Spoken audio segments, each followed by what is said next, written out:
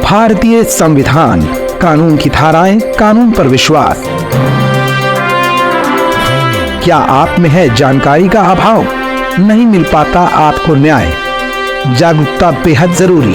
हर विषय पर मिलेगी कानूनी जानकारी।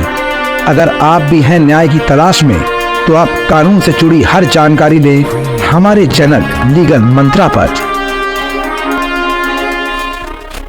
क्या आप भी दहेज प्रताड़ना से हैं परेशान? क्या आप भी अपनी पत्नी के सताए हुए हैं? नहीं मिल रहा है किसी जगह पर सॉल्यूशन? संविधान में किस धारा के अंतर्गत आप करेंगे अपना बचाव? आपके तमाम सवालों के जवाब देंगे एडवोकेट विवेक सिंह, खास प्रोग्राम लीगल मंत्रा में। नमस्कार, मैं प्राची, आप देख रहे हैं हमारा खास शो लीगल मंत्रा। आज हमारे साथ में मौजूद हैं हाईकोर्ट के वकील विवेक सिंह जी, जिनसे आज हम कुछ मुद्दों पर बात करना चाहेंगे जो कि महिलाओं से जुड़े हुए हैं। कुछ महिलाएं होती हैं जो कानूनों का उल्लंघन करती हैं, उनका दुरुपयोग करती हैं, जो कि उनके सहायता के लिए बनाए गए होते हैं, लेकिन वो उनका दुरुपयोग करती हैं। ऐसे कुछ मुद्दों पर हम विवेक सिंह जी से जानना चाहेंगे कि आखिर ऐसा क्यों होता है और उन लोगों के लिए क्या प्रावधान है।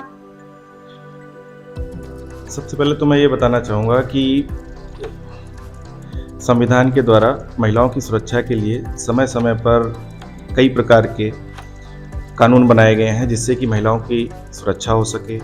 जिस प्रकार से जैसे डॉरी एक्ट है या फिर घरेलू हिंसा एक्ट है, इन सब में महिलाओं से संबंधित बहुत सारे अधिकार दिए गए हैं, लेकिन उन अधिकारों को किसी भी तरीके पूर्ण न होने पर सबसे पहले महिलाओं के द्वारा इस टाइम जो वर्तमान समय में देखा जा रहा है, वो ये देखा जा रहा है कि वो उनका दुरुपयोग बहुत कर रही हैं। और मैं जब से यहाँ पर मैं इसी प्रोफेशन में हूँ, तो मैं ये ज़्यादातर ये देख रहा हूँ कि मेरे पास जितने भी केसेस आ रहे हैं उनमें जैसे 376 का है या 498A का है या डोमेस्टिक वायलेंस एक्ट का है या फिर मेंटेनेंस एक्ट का है। तो इन सब में महिलाओं द्वारा जो पुरुषों को प्रताड़ित किया जा रहा है, अपनी निजी स्वार्थ के लिए महिलाओं को जो कानून बनाए गए हैं उसका दुरुपयोग किया जा रहा है, जिसमें कि जो फॉल्स केसेस हैं उसका परसेंटेज अगर हम देखते हैं तो एनसीआरबी की रिपोर्ट में आया था कि 97% जो मुकदमे होते हैं, केस होते हैं 498A की, जिसमें कि हस्बैंड को इन्वॉल्व करके हस्बैंड के दूर दूर तक फैमिली वालों को फंसा दिया जाता है, जिसमें ना चाहते हुए भी जिन्होंने जैसे 80-85 साल के वृद्ध होते हैं माँ बाप, उनको भी फंसा दिया जाता है, उनको भी कोर्ट कचहरी के चक्कर काटने पड़ते हैं और जिससे उन्हें बहुत ज़्यादा मानसिक और शारीरिक रूप से प्रताड़ना होती है। तो बेसिकली कहना ये चाहता हूँ कि जो भी चीज़ें, जो भी कानून बनाए गए हैं महिलाओं की सुरक्षा के लिए बनाए गए थे, जिनका मिसयूज 95 से 98% तक हो रहा है।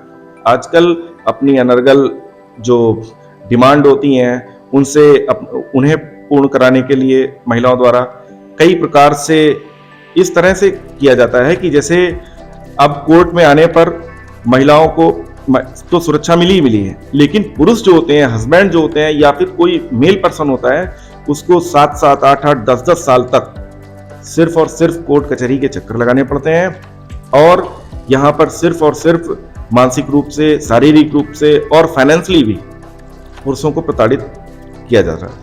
अच्छा सर, ये बताइए कि जो महिलाएं जैसे वो भी सरकारी नौकरी कर रही हैं और उनके जो हस्बैंड है वो भी सरकारी नौकरी कर रहे हैं, तो ऐसे में महिलाओं के पास जो उनके बच्चे होते हैं, क्या पति का पैसा उनके पास में जाता है?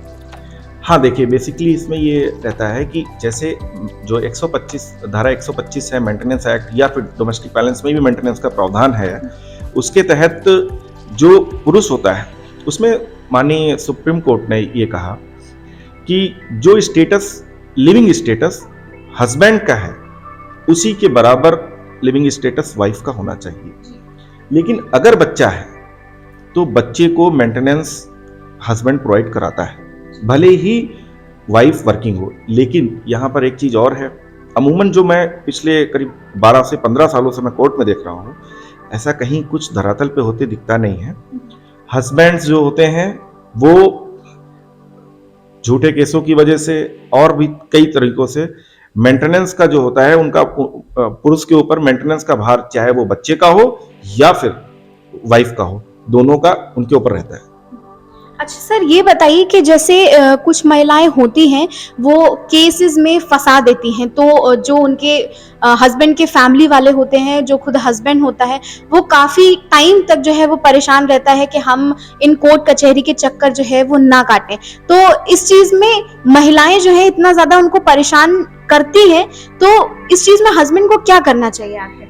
इसमें हस्बैंड को कुछ नहीं करना चाहिए। सबसे पहले तो मैं ये बताना चाहूँगा कि इसमें हस्बैंड जो है वो जैसे सेपरेट लिविंग होता है कि हम घर वालों से अलग रह रहे थे। देखिए, हस्बैंड के ऊपर अपने माँ बाप की, अपने भाई बहन की या अपने परिवार वालों की, प्लस जो वाइफ है उसकी सभी लायबिलिटी हस्बैंड के ऊपर आ जाती है। तो दोनों का निर्वहन करते हुए हस्बैंड के ऊपर अब अगर कोई वाइफ केस कर देती है तो सभी लोगों को उसमें फंसा देती है। तो सबसे पहले तो सेपरेट लिविंग होनी चाहिए। दूसरी चीज क्या है कि प्रॉपर वे में सभी लोगों से ये बात होनी चाहिए कि जो भी फॉल्स केसेस हैं, अगर उसमें कड़ा सजा का प्रावधान मतलब कि विधायिका के द्वारा किया जा सकता है, अगर उसको किया जाएगा तभी ये मिसयूज रुकेगा, अदरवाइज ये रुकने वाला नहीं। अच्छा सर, जैसे हस्बैंड और वाइफ का बच्चा बड़ा हो जाता है, वो 18 साल की उम्र का हो जाता है, तो क्या अगर वो बच्चा माँ के पास में रह रहा है, वो आने वाले समय में अपना हिस्सा, अपने जमीन का हिस्सा जो है, जायदाद का हिस्सा जो है, वो अगर लेने के लिए अपने पिता के पास में आता है, तो क्या वो उसका हक होता है कि नहीं होता है? देखिए, इसमें मैं ये बताना चाहूंगा कि अगर हस्बैंड इस टॉपिक पे तो समय समय पर माननीय सुप्रीम कोर्ट ने कई तरह के लॉ दिए हैं, कि कई तरह के साइटेशन दिए हैं। उसमें ये कहा गया है कि जैसे पहले तो ये एक्ट था कि जैसे ही पोता या पोती पैदा होती है तो उसकी दादा मतलब एंसेस्टर प्रॉपर्टी में उसका हक तुरंत इन्वॉल्व हो जाता है। लेकिन अब क्या है कि अभी माननीय सुप्रीम कोर्ट का अभी एक इसमें साइटेशन आया था, ऑर्डर आया था, जिसमें ये बताया गया कि इसमें जो मतलब खुद की कमाई हुई प्रॉपर्टी होगी हस्बैंड की, उसी में मतलब जो बच्चा पैदा होगा उसका अपने पिता की जो प्रॉपर्टी होगी उसी में हक होगा, बाकी और कोई हक नहीं। तो अभी आपने देखा कि महिलाओं के जितने भी प्रावधान हैं, महिलाओं के लिए जितने भी कानून बनाए गए हैं, अगर उनका दुरुपयोग महिलाएं करती हैं तो उनके ऊपर क्या क्या चीजें हो सकती हैं, उनको नुकसान भी ऐसे में झेलना पड़ सकता है। ऐसे ही कुछ तमाम जानकारियों के लिए आप हमारे साथ हमारे शो में बने जरूर रहिएगा। अगली बार हम आपके साथ में फिर हाजिर होंगे एक नए टॉपिक पे, एक नए मुद्दे पर बात करने के लिए। तब तक के लिए मैं आपसे इजाजत चाहती हूँ। नमस्कार।